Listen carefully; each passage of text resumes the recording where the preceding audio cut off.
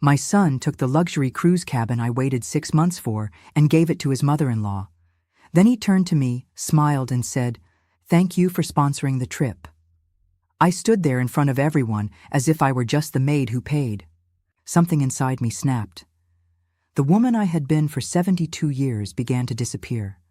What happened next would not only ruin his reputation, but bury the future he thought he had inherited. But at what cost to me and to everything I once called family? I saw it in his eyes before he even opened his mouth, that flicker of control, that little glint that said he was about to humiliate me and thought he had every right. The terminal buzzed with voices, luggage wheels scraped the tile floor, and ocean air pushed through the open glass doors. I stood in line at the check-in counter with my suitcase, my passport, and 6 months of anticipation packed neatly inside. Me. My son walked up beside me in a blazer too sharp for cruise wear and placed a hand on my shoulder. His smile was calm, that cold kind of calm that always came before he did something irreversible. "Mom," he said, "we've had a change of plans." He motioned behind him. I saw her, his wife's mother, in a full white linen pantsuit and heels made. For photos, not ships. Grant didn't pause. "The cabin you reserved, it's been reassigned. She'll be staying in it." My ears rang. He looked me straight in the eye. "Thank you for sponsoring the trip." I blinked. That cabin wasn't just a room with a view. It was something I had picked months ago, something I had paid for with my own savings. I had chosen the corner suite because it faced the open ocean and had a balcony wide enough to read on. I'd imagined having my morning tea out there alone, finally, in peace. I'd told him I wanted this cruise to celebrate my 72nd birthday. I'd even said the words out loud. "I don't want gifts, I don't want dinners, I just want to be with my family in the sea." Now, I stood at the edge of the check-in area, watching as Grant rolled the luxury cabin away from me like it was his too. Give like I didn't matter, like I was a silent wallet in orthopedic shoes. Behind him, his wife gave a polite wave. Her mother beamed and said something about looking forward to the spa. My hand trembled, but I didn't drop the folder I was holding. I had printed everything, names, cabin numbers, payment receipts, full. Contracts with my name on every page. I had planned for joy, but I had also planned for paperwork. The woman at the counter looked up. "Is something wrong, ma'am?" I smiled. Not for long. I stepped forward quietly. No drama, no voice raised, just facts. I asked her to pull up the reservation under Helena Whitford, full suite, deck 7, starboard side. I asked her to confirm the payment name. She frowned at the screen, then nodded. "All cabins listed here are under your name," she said. "Good," I replied. "Then I'd like to revoke guest access to cabin 721, effective immediately." I handed her the contract. She skimmed it, eyebrows rising. My son tried to interject, saying something about how the names had already been updated. I turned to him. "Grant," I said, "you don't get to humiliate me, take what I paid for, and then smile like I'm supposed to accept it." He laughed low and bitter. "Come on, Mom. Let's not make this a scene." I didn't flinch. This isn't a scene. This is a decision. Within 10 minutes, security was called. Nothing violent, nothing loud, just rules being followed. A woman in a crisp navy blazer escorted Grant, his wife, and her mother to the concierge desk. Their names were removed from the luxury suite manifest. They were reassigned to interior cabins on a lower deck. No windows, no balcony, no priority dining. Grant's voice was low but tight.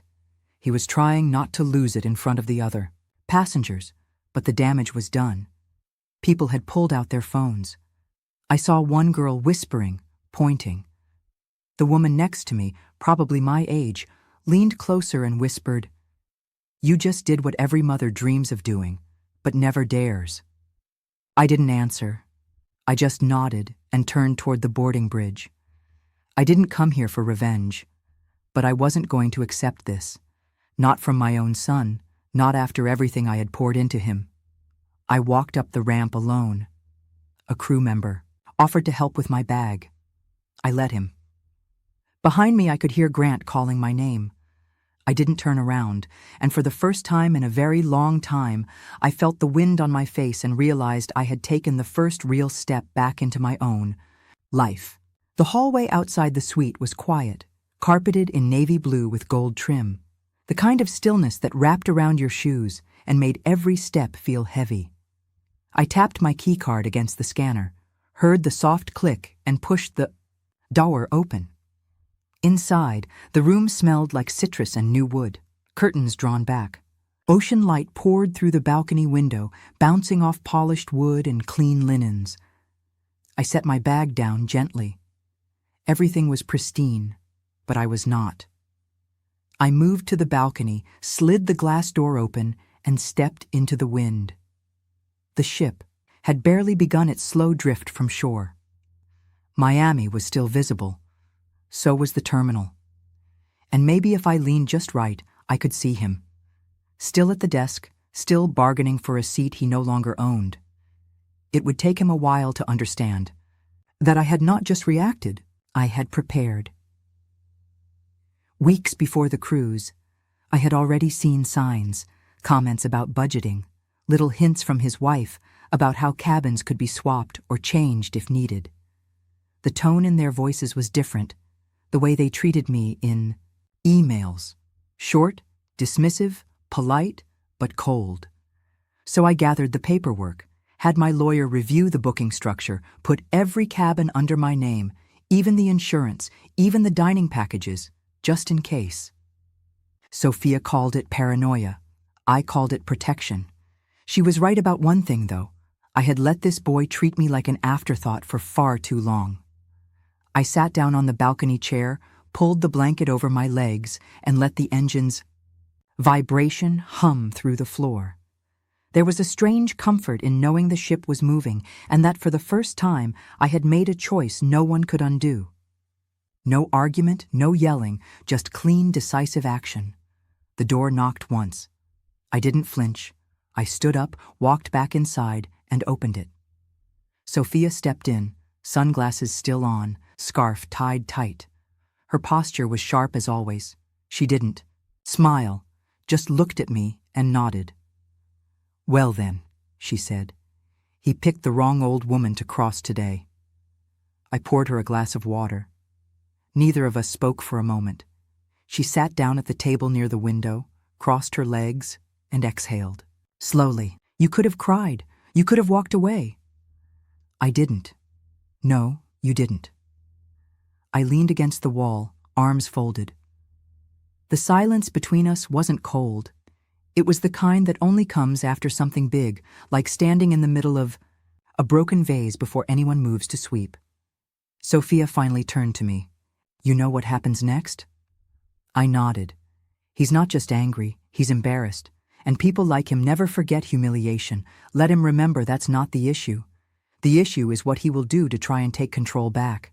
That kind of man does not lose gracefully. He doesn't get told no and walk away. He finds another door to kick in. I knew she was right. Grant would not accept this as a closed chapter. He would try to spin it, try to make me the villain. Maybe not to the world, but to himself, to the people close enough to believe him. It didn't matter.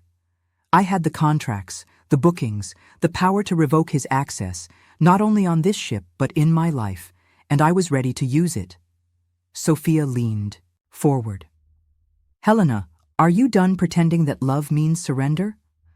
I didn't answer because today you didn't surrender. You made a choice that matters.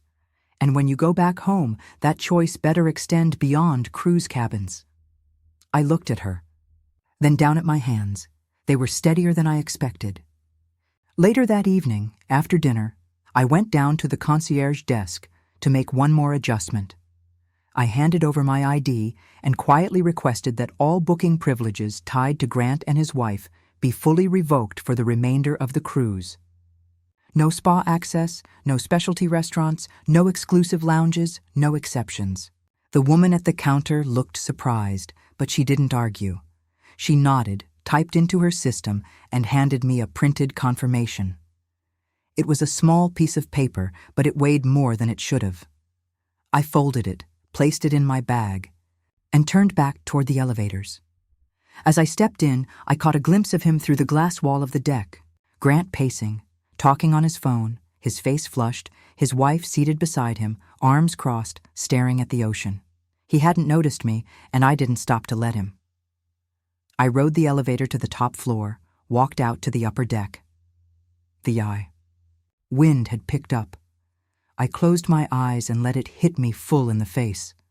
For the first time in years, I felt like I had not just spoken up. I had enforced the silence that followed. And that kind of silence, that was power. I woke up early next morning, even before the light hit the balcony glass. The ship had settled into the open sea overnight. No more sight of land, just water, the kind that swallowed the horizon and made everything else look small. I got dressed in silence, poured myself a cup of coffee from the silver carafe near the minibar, and stepped outside. The wind was softer. The sun was climbing up slow and patient, like it knew something was coming, and something was coming. I had made my decision the day before, but this would be the morning it became known. Grant had expected I would get over it, that after a night of silence, I would find a way to forgive him, or at least let the embarrassment pass. He had always counted on time to dull consequences. What he did not count on was me showing up with receipts, and not just the paper kind. At 9 sharp, I walked to the ship's front desk, not the casual concierge tucked near the elevators, but the central administrative desk by the main atrium.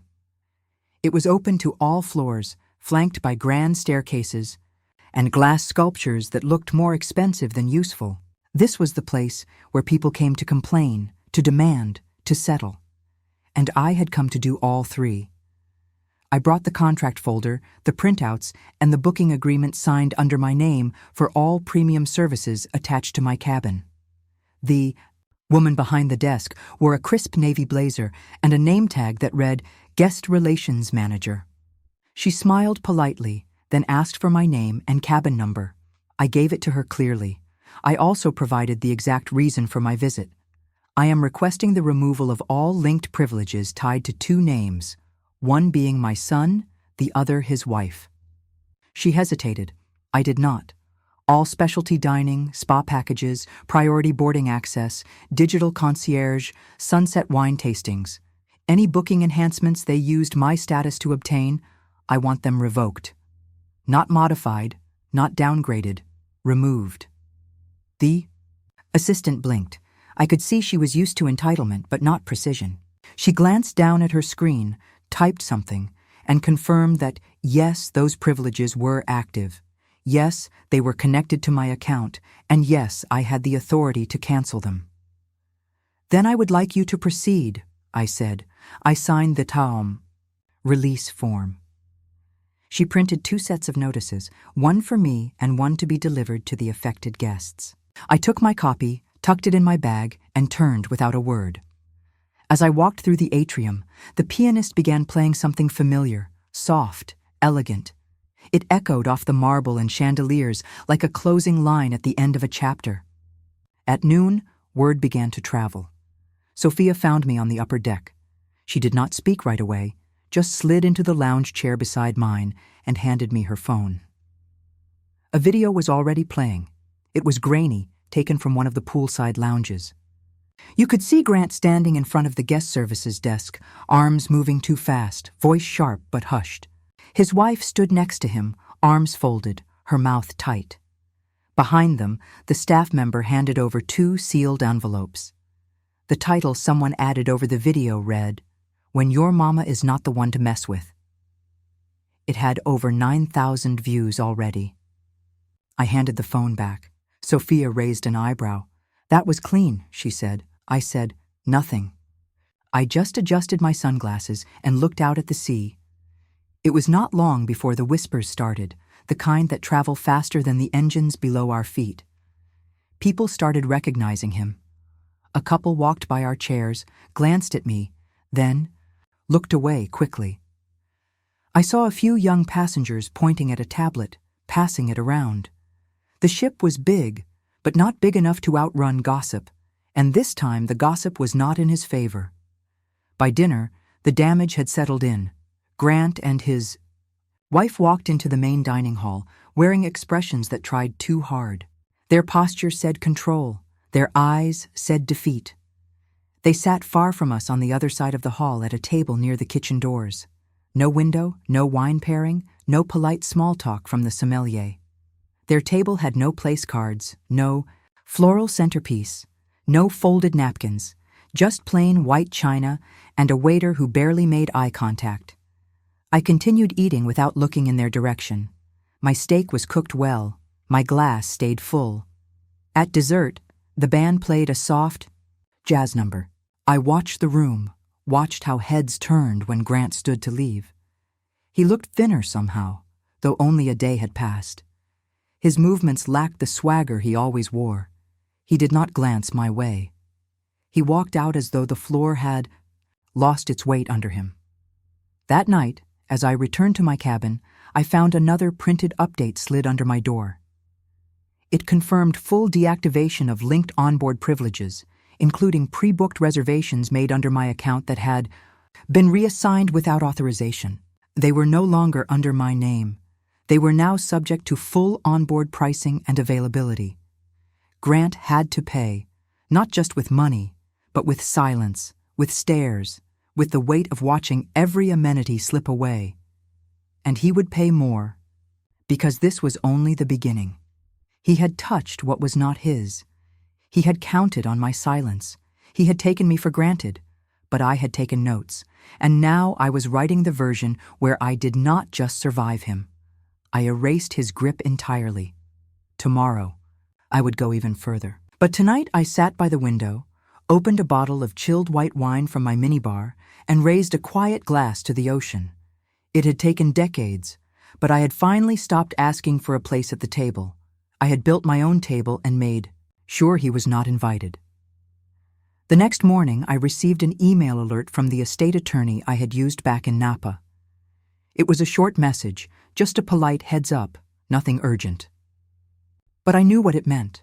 Grant had done what I feared he might do. He had started moving money, not mine, not legally, but he had been using my name to guarantee a private loan tied to the vineyard.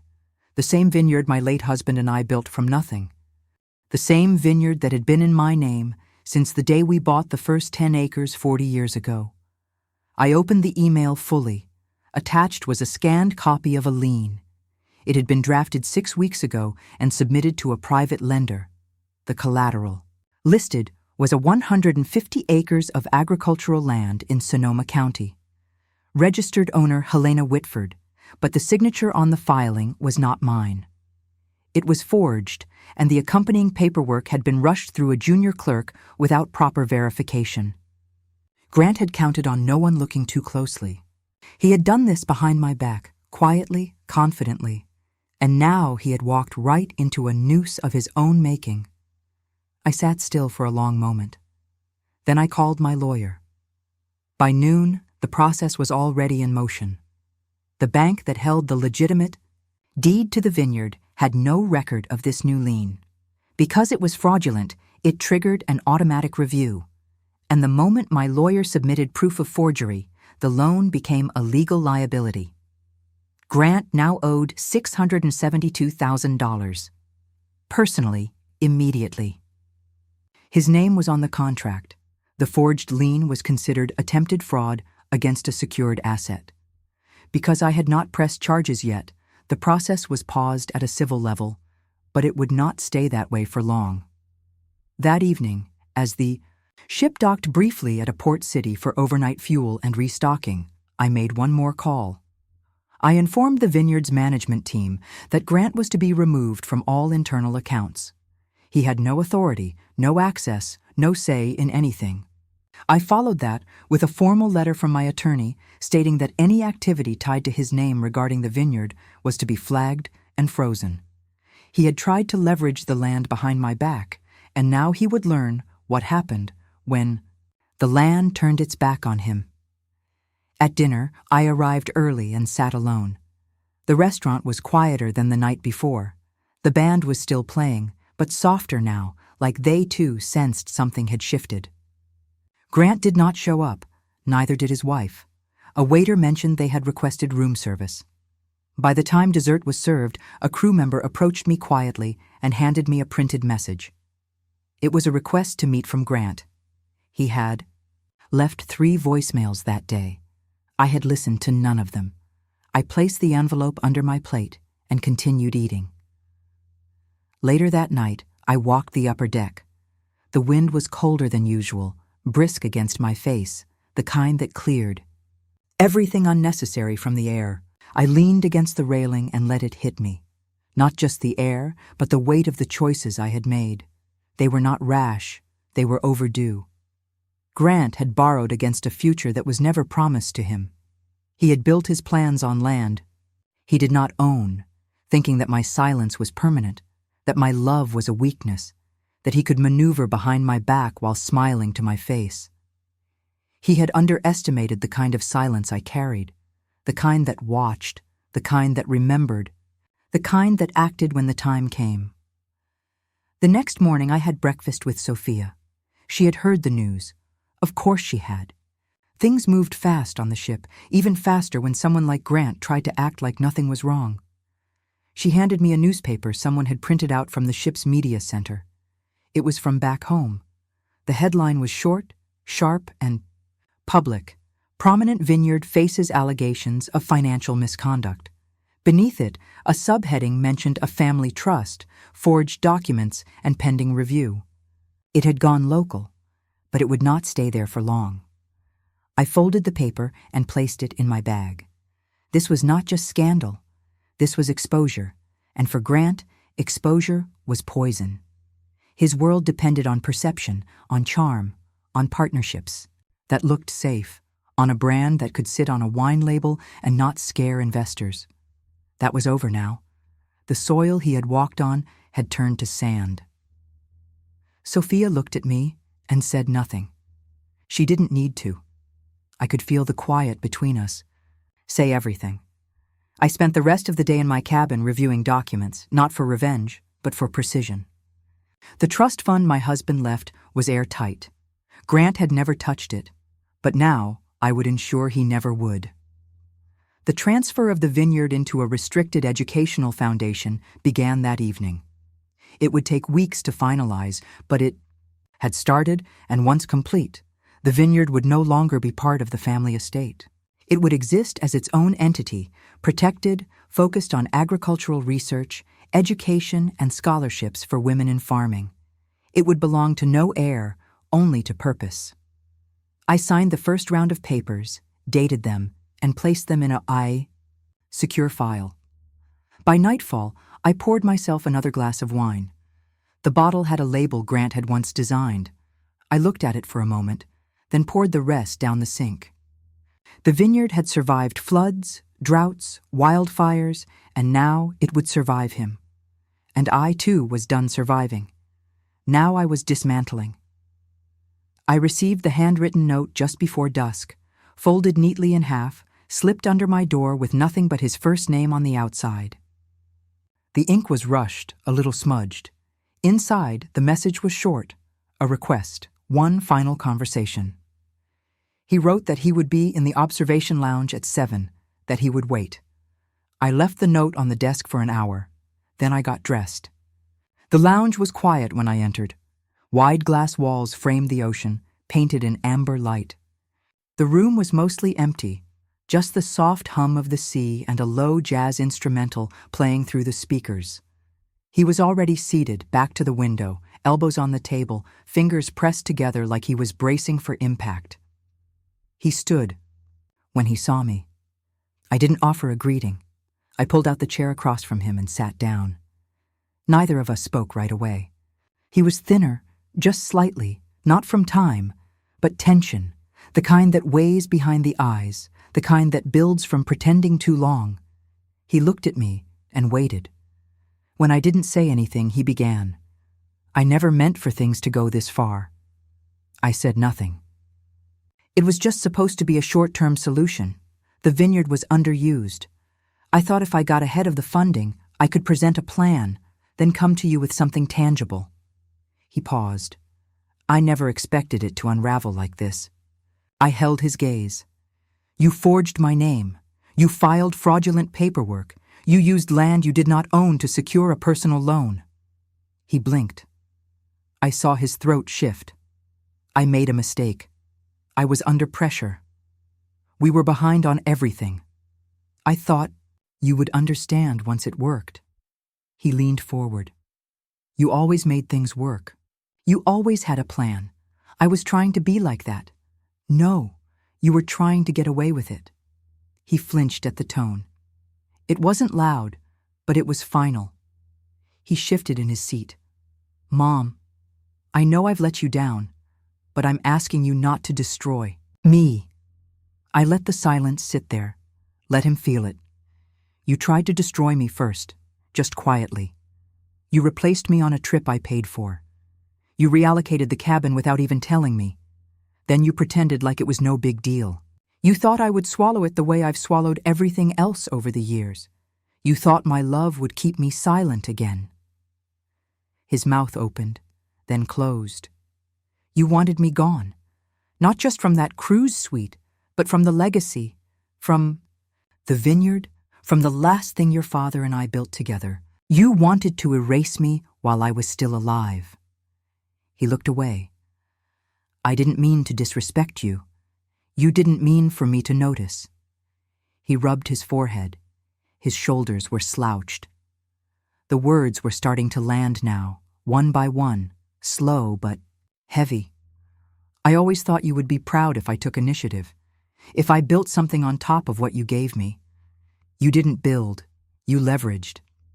You gambled on land that wasn't yours and counted on my silence to make it stick. You thought your mistakes would get buried under my loyalty. He didn't argue. Not now. The fight in him had dimmed. There's nothing left for me after this, he said. That's not true. His eyes lifted. There's your wife, your daughter, your own choices. He leaned back. I've lost the investors, the partners, the press, as is everywhere now. The loan will default in 2 weeks. The vineyard is slipping away. I nodded slowly. Then maybe it's time. You learn how to build from scratch, the way your father and I did, with your hands, not with borrowed names. He looked tired, older, like the mask he had been wearing for years had finally cracked. He let out a breath. Is there anything I can do to fix this? I shook my head. Some things are not meant to be fixed. They are meant to be learned from. He closed his eyes. You've removed me from the will, haven't you? Yes. The words sat between us like a cold truth neither of us could warm. He nodded once. It was the kind of nod that held no fight, just the weight of finality. I stood up, adjusted my scarf. He didn't follow. Before I turned to leave, I paused. You still have a daughter. You still have time to become the kind of father she can trust. Do not waste that the way you wasted me. His eyes were wet now, but I didn't stay to see if they turned to tears. I walked out of the lounge without looking back. The hallway outside was cooler. The ship was quiet. That quiet carried a different weight now. Not grief, not triumph, just the closing of a door. For years I had feared this confrontation, had imagined it 1,000 different ways. I thought it would end in shouting, in anger, in pain. But it ended in stillness, in truth, and sometimes that is the loudest sound of all. 2 weeks after the ship docked, I stood beneath the old oak tree in the vineyard. The soil was dry, but rich, familiar. The wind moved through the leaves the way it always had. Nothing dramatic, just enough to remind me it was still alive. The legal paperwork had been finalized that morning. The vineyard was no longer part of my personal estate. It now belonged to the Helena Whitford Foundation for Agricultural Education and Community Farming. A long name, maybe too long, but names were important now. Clarity was everything. It was the first time I had visited since making the transfer. Official. I parked by the side gate, walked in without anyone noticing. I needed to be here alone before the press came, before the community meeting, before the speeches. The rows of vines looked just as I had left them, tied clean, standing in lines like disciplined soldiers, waiting for sun and time. Some of them I had planted with my husband. Some had outlived him. Some had outlived parts of me, too. But I had returned to them now, not as owner, not even as mother, just as a woman who had carried something heavy for too long and was finally ready to set it down. Inside the old tasting room, the table had already been set up for the ceremony. Nothing fancy, just a few chairs, some coffee, paper programs with a printed mission statement. I had read that statement a dozen times. The words were sharp, focused, a place for women to learn, to work, to grow, especially those who had never been told they could, especially those who had given everything to others and were finally allowed to give something to themselves. The vineyard would now host apprenticeships, training in sustainable farming, rotations in grape cultivation, scholarships, for women from rural towns with no name and no options. They would come here and leave with more than they arrived with. That was the goal. That was the legacy. Now I walked the property line slowly, letting my fingers brush the vines. I did not cry. The tears had come already, and they had passed. What remained now was stillness, the kind that does not ask for attention, the kind that stays after the fire is out and the air has cleared. At 10, the first guests arrived. Local press, university staff, 2 donors, a few women I had never met, but who would be the first to receive housing and work-study support through the program. They were younger, some were nervous. One clutched a notepad with both hands like it was armor. I did not give a long speech, just a few words about soil, about how it remembers, about how it forgives, but only when treated with respect. They listened, they nodded, no one clapped. They didn't need to. Some truths do not need noise to carry weight. Later that afternoon, Lillian arrived. She came alone. No driver, no handler, just her and a canvas tote bag that hung too heavy on one shoulder. I had not asked her to come. I had not expected her. But seeing her walk down the gravel path made something inside me loosen. She hugged me without a word, held on longer than I thought she would. When she pulled back, I saw her eyes were wet but clear. She looked around at the land, the vines, the buildings, the people gathering at the edge of the hill. "You did it," she said. "No, we did not let it die." We walked together back toward the house. I poured her a glass of lemonade. She sat where her father once used to, barefoot on the porch step, elbows on her knees, watching the horizon like it was a map. She did not mention him, neither did I. It was too soon for that. Maybe too late. But there was no tension between us, only pause, the kind that lets silence settle because it does not hurt anymore. As the sun dropped lower, the sea event wrapped up. People began to leave. Some stayed to speak. They asked about long-term plans, about grants, about planting cycles. I answered what I could, deferred what I needed to, smiled when it felt right, said no when it didn't. The land was no longer a secret, no longer a burden, no longer a question of inheritance. It had been reborn as something untouchable, not by greed, not by manipulation, not by bloodline.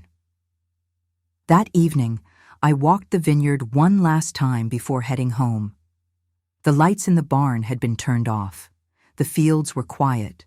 The air held the scent of early harvest, just barely rising.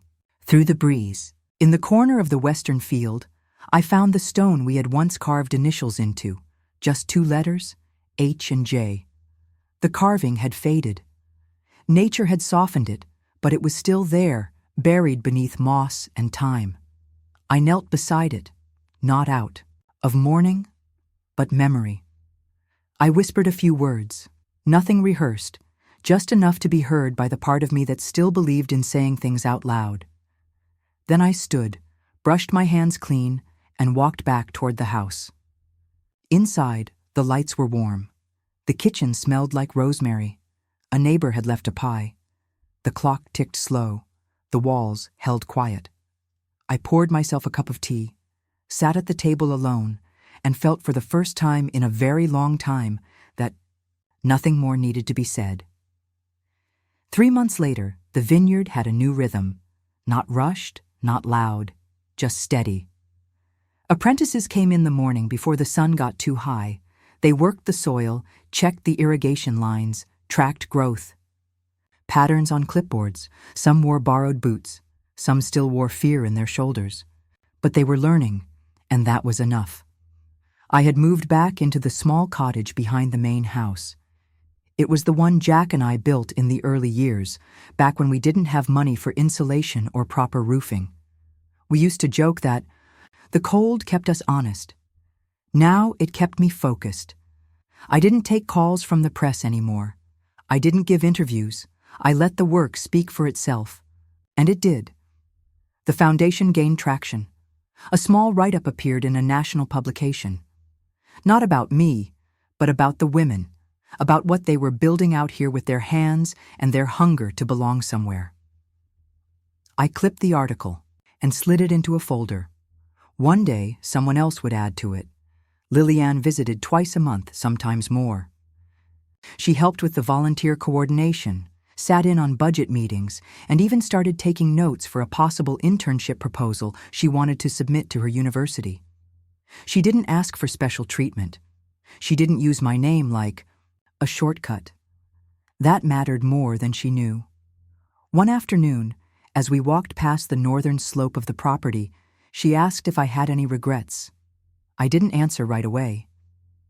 I stopped near the edge of the fence line and looked at the hills beyond. Then I told her the truth, not about what I did, only about how long I waited to do it. She nodded and said nothing else. Grant never came back to the vineyard. The last I heard, he had moved to a smaller city, working part-time at a commercial landscaping firm. The company didn't carry his name. That was probably the first honest job he'd ever had. I didn't follow up. I didn't ask for updates, but I hoped quietly that he had begun to understand what real labor felt like. Not labor for reward, but for repair. I left the legal matters where they landed. The forgery case had been closed after his full admission and settlement with the lender. He avoided criminal charges, but not without cost. His financial future was compromised, his network severed, his reputation gone. That was not something I needed to enforce. That was gravity doing its work. One Saturday morning in late October, I sat on the porch watching the first fog roll across the lower fields. There was something healing about it, the way it wrapped around the vines without suffocating them, the way it made everything quiet for a moment, like the land was whispering that it had seen worse and still stood. Sophia called that afternoon. She asked how I felt, not how I was, how I felt. I thought about it for a moment and told her that the noise had finally left my body. She said that sounded like peace. I said it felt more like stillness, like the pause between the seasons. That night, I wrote my final letter to the Board of Trustees. It was not a resignation. It was a redefinition. I would step back from daily operations effective the following spring once the next crop cycle began. I would take on a different role, one that did not involve approvals or logistics. I would become the steward, a quiet presence, a witness to the work, not its driver. The next morning, I woke before the sun, made coffee, and walked to the edge of the vineyard barefoot. The ground was cold but grounding. I stood there, arms crossed, watching as the light broke through the trees, and I said nothing because nothing needed to be said. Justice had been done. Not in courtrooms or headlines, but here, in the rows of vines that still stood, in the faces of women who worked them, in the stillness that lived inside me now. I didn't need revenge anymore. I didn't need to prove my worth. I had done that already, not with speeches or fury, but with choices, one after another, until the noise stopped. There was no ceremony, No final applause, just a woman, 72 years old, standing on her own land, finally unburdened, and that was enough. The rain came slowly that morning, not a storm, just a soft, steady curtain falling over the land. It touched the vines, the gravel roads, the rooftops. Everything moved quieter in the rain. Even the birds seemed to wait. I sat by the window with my tea, watching droplets race each other down the glass. The fog had not lifted yet, and the fields beyond the porch looked like a watercolor painting, blurred at the edges, holding more feeling than shape. It reminded me of the early years, of Jack in the kitchen, of Lillian running barefoot through the hallway, and of me, younger, and more tired than I ever admitted. The house was still. No voices, no phones ringing, just the tap of rain and the creak of old wood. I reached for the photo album on the side table, the one with the brown leather cover, the one I hadn't opened since long before the cruise. It still smelled faintly of dust and cedar.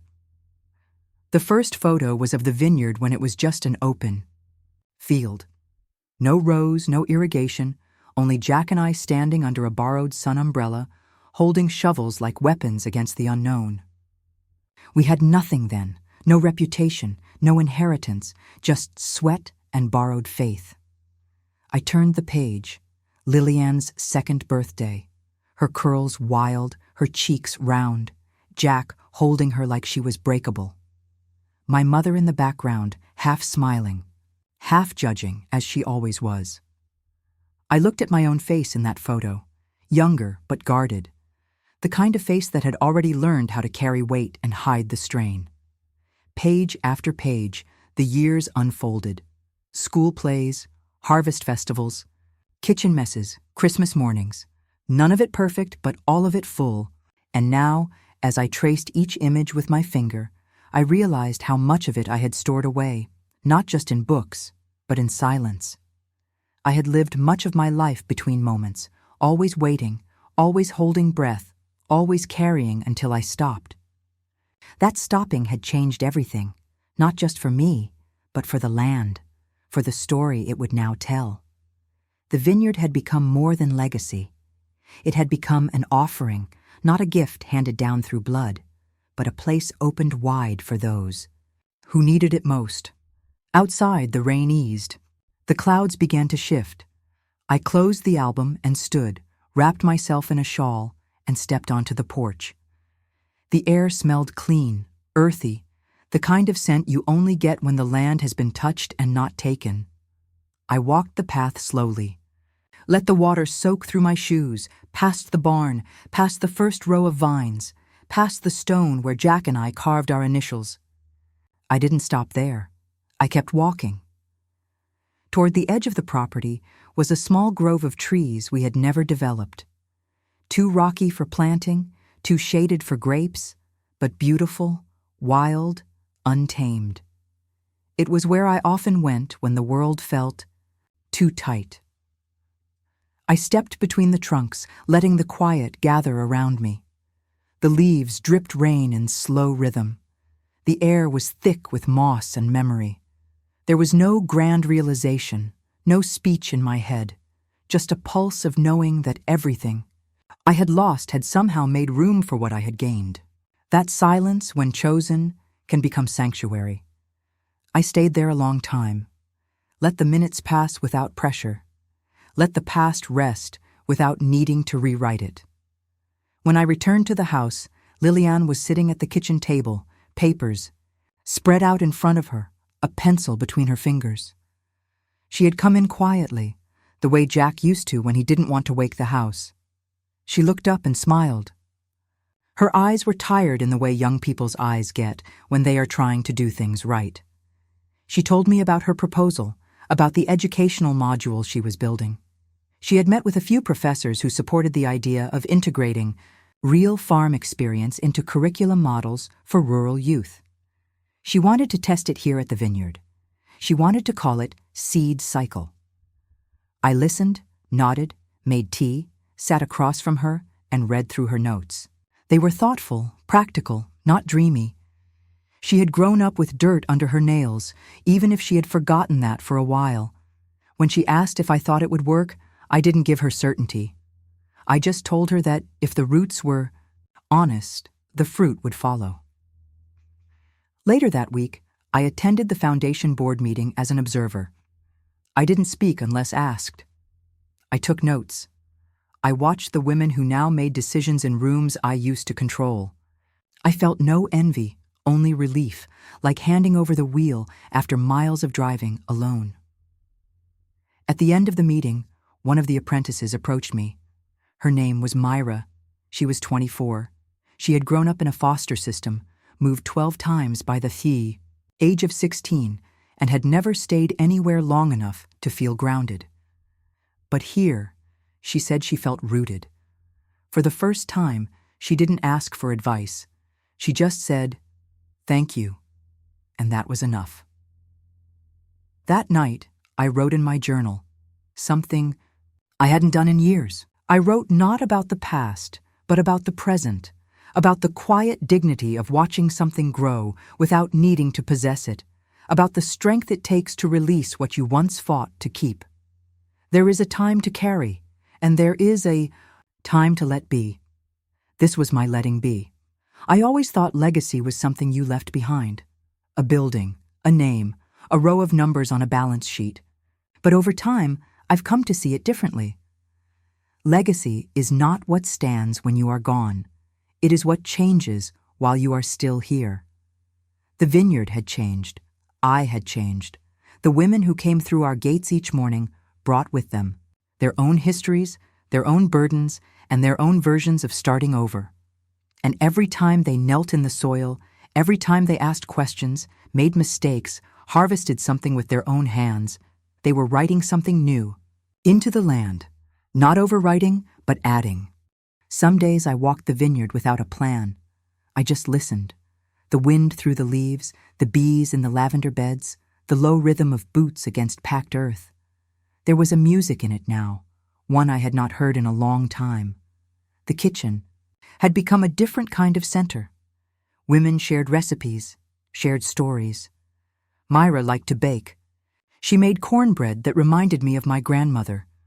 Sophia from the next county brought her father's lemon jam once a month. They labeled each jar by hand, small gestures that carried weight. One morning, I sat on the bench near the east fence, watching the fog roll out of the hills. Lillian sat next to me, sketchbook in her lap, pencil moving fast and free. She didn't speak much while she drew.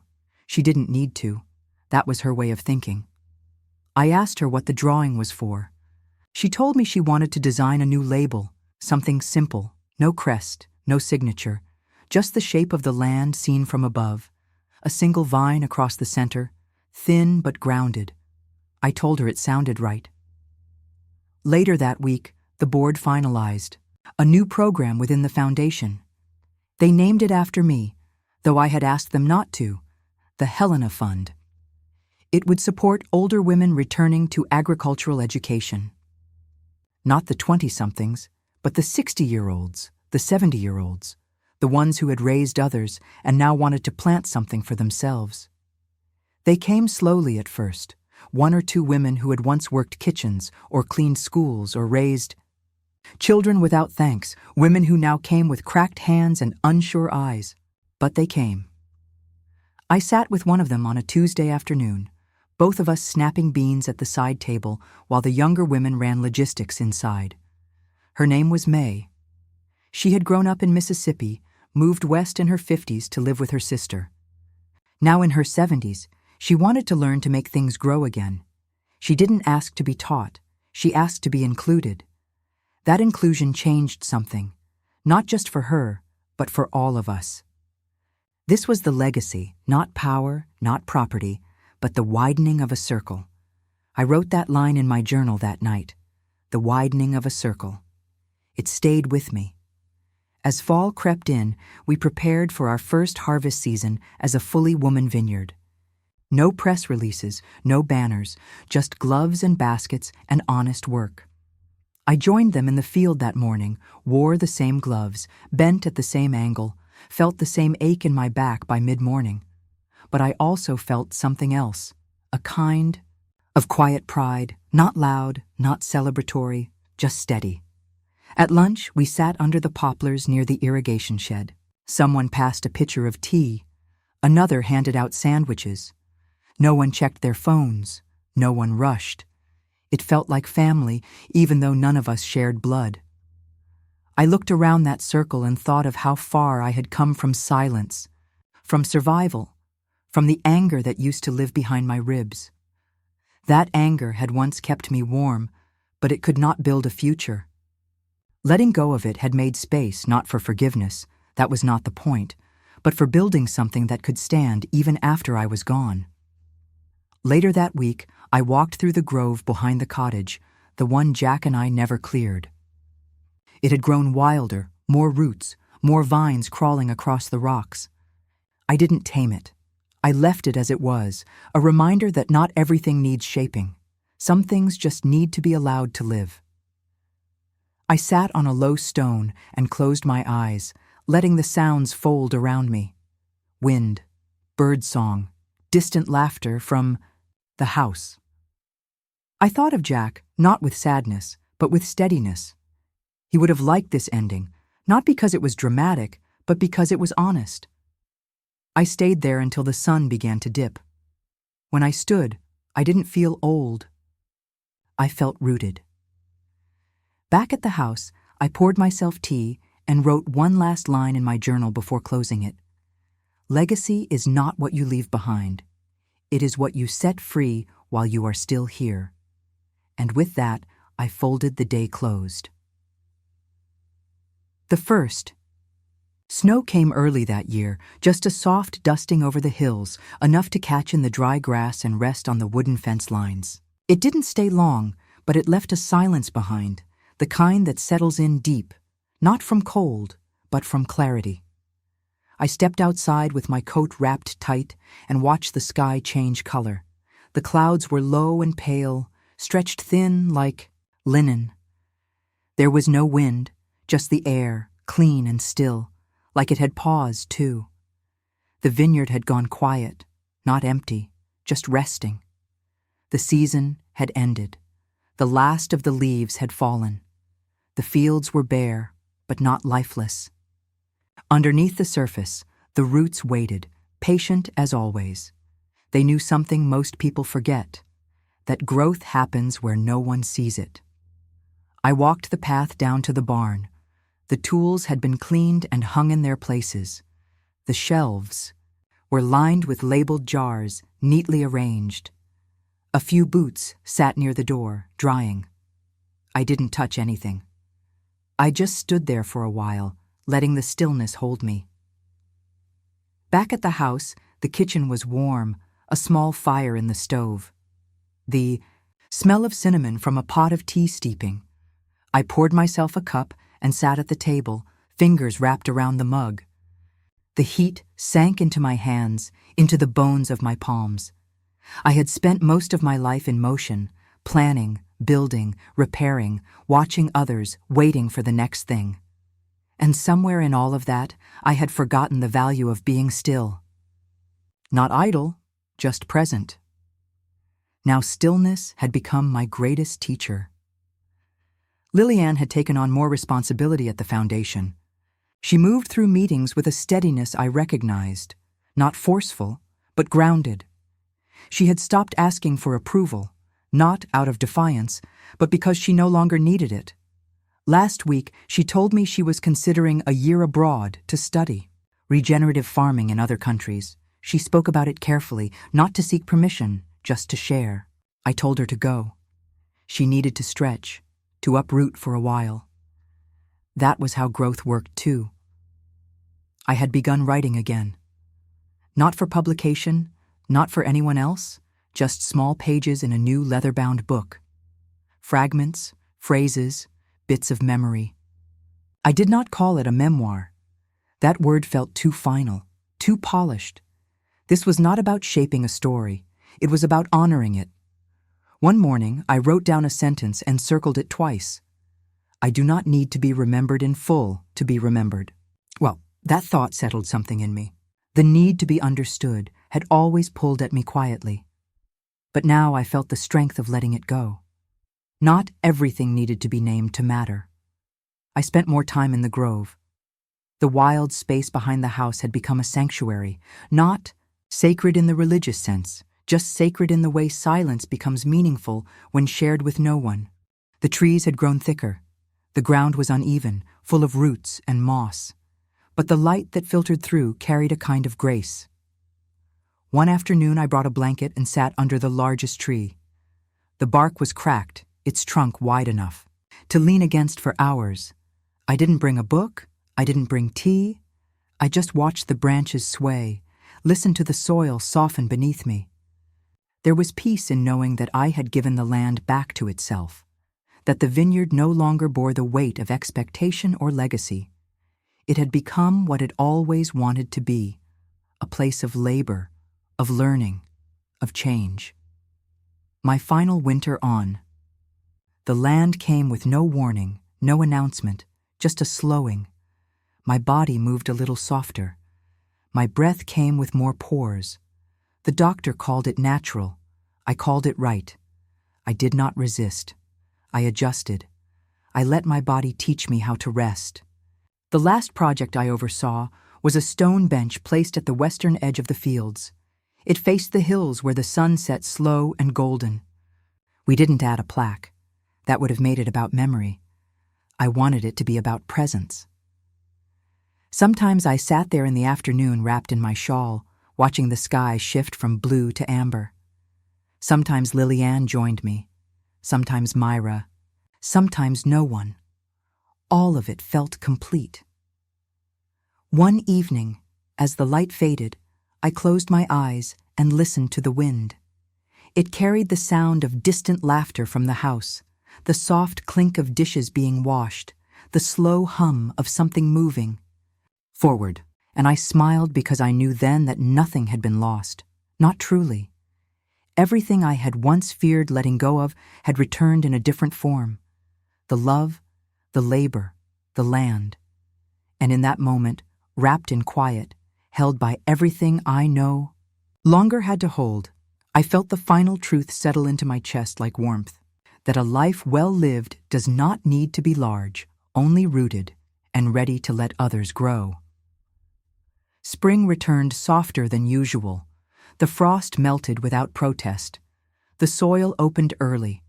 Birds returned in quiet pairs, nesting low close to the ground. The vines woke slowly, their branches stretching like someone easing out of a long sleep. Everything in the air said one thing: begin again. Lillian moved back into the guest house for the season. She brought boxes filled with notebooks and dried herbs, printouts and sketches. She had been accepted into a program overseas, but she wanted to spend one last full cycle here before she left. Her morning started early. Her steps grew firmer. Her voice held direction. I watched her take the lead in ways that felt both foreign and familiar.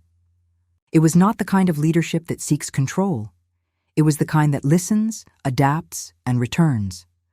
I saw pieces of myself in her, not the younger me, the one I had become after everything burned down and I learned to build slower. The new cohort of women arrived mid-March, 8 in total, ranging in age from 21 to 69. Some had calloused hands, some had none, but all came with stories written behind their eyes. They gathered in the barn the first morning, nervous, quiet, but eager. The kind of eager that comes not from ambition, but from the need to belong somewhere after too long in the cold. I stood back that day, watched from a distance. I did not step in.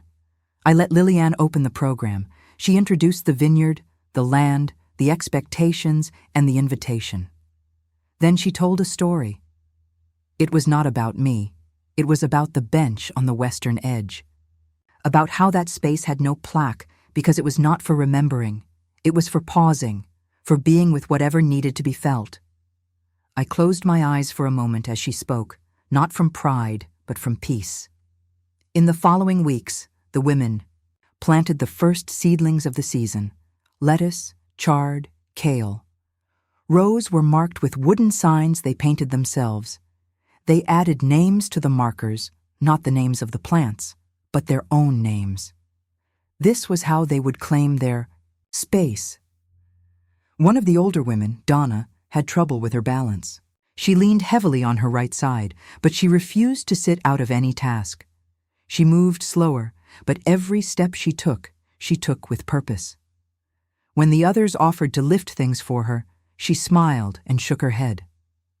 Her pace is her strength, Lillian told them later, not her weakness. Every Friday, they gathered in the community room for reflection. Some wrote, some just sat.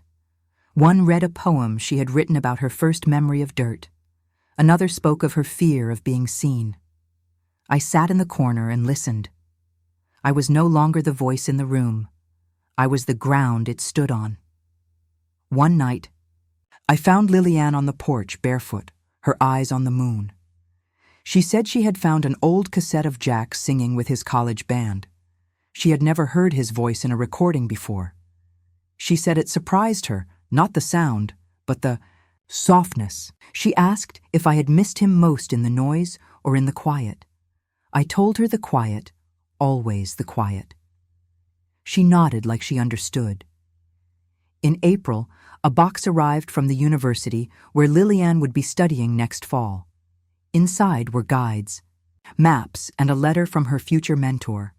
She placed it all on the table next to her journal and said nothing for a full day. Then she opened her journal, tore out a page, and slid it into the box. She sealed it again and carried it back to her room. That evening, she told me she had written a promise, not to return, but to carry.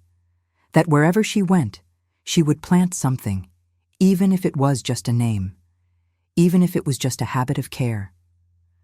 I said nothing, but I reached across the table and touched her hand. By mid-May, the vines were full with early green. The grove behind the cottage had grown thicker. Wildflowers pushed through the cracks. The women walked there after dinner, sometimes in pairs, sometimes alone. They began leaving stones near the bench, each with a word carved in it. Hope, begin. Enough. No one told them to do it. The final Friday before Lillian's departure, the women gathered in a circle at the edge of the grove. They each placed a hand on the soil. One woman cried, another whispered something into the wind. There were no speeches, just presence. I watched from the tree line. When they stood, Lillian walked to the center of the circle.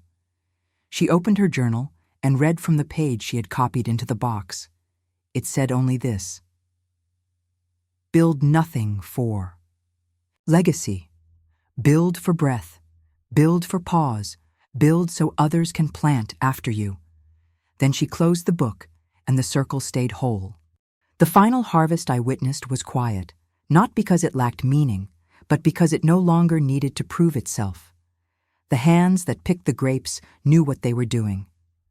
The land responded not with show, but with steadiness. The work was slower, more rhythmic. No rushing, no pushing for record yield, only care. I sat by the east fence that morning, wrapped in an old wool shawl, the same one Jack had bought for me on a cold market day 30 years ago, threads worn, but strong like everything else that mattered. Lillian had already left for her studies, abroad. She sent a postcard every week. No long letters, just glimpses of other skies, olive trees, dust roads, stone terraces. I read each one carefully, not for the details, but for the spaces between the lines. Myra had taken over program coordination. She moved through the vineyard like someone who had found her stride. She no longer waited for permission. She understood the land now, its moods, its warnings, its rewards. Watching her reminded me that legacy was not just what you build, it was what you teach others to see. One afternoon, as the sun leaned low, the youngest apprentice sat next to me on the bench. Her name was Talia. She had been quiet all season, careful. But that day, she turned to me and said she had started dreaming in green fields, roots, trees that stretched without breaking. I told her those were the right kind of dreams. The house had grown quieter with each season, not empty, just still. I found peace in the routines, folding linen, steeping tea, reading pages I had read before, not for the ending, but for the way they held space. The journal I had been writing in for over a year was nearly full. On the last page, I wrote a single line. I did not get everything right, but I stayed. That felt like enough. That fall, I asked the foundation board to approve the final change to the vineyard's mission.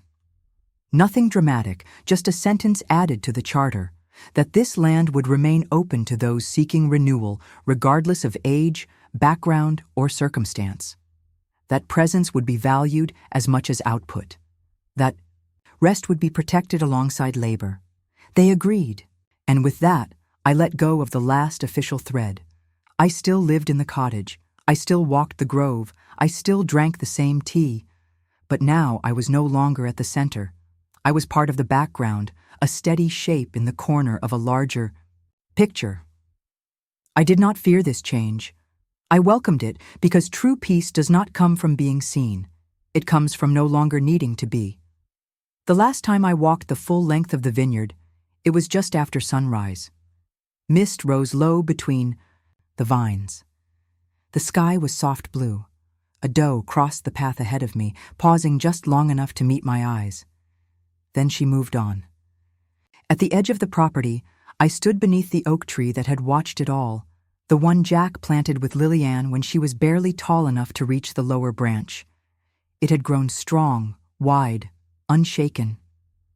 I rested my palm against the bark, and for the first time, I felt the circle close. Nothing loud, just whole.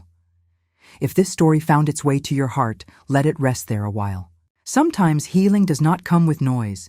It comes with a quiet truth you finally allow yourself to keep. If you have walked through loss, betrayal, silence, or stillness, you are not alone.